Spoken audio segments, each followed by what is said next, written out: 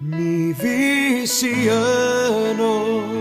am sawn munudau dyma gan o nefoedd fos i nôl i chdi wyt ti'n berson hyfryd nes di achub y mywyd ac am hynny dwi isio cyflwyno hon i chdi.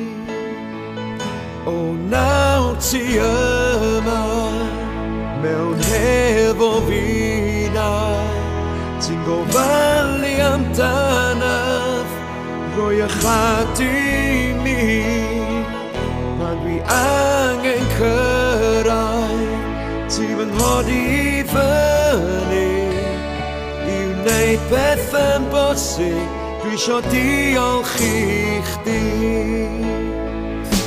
Rwyt mor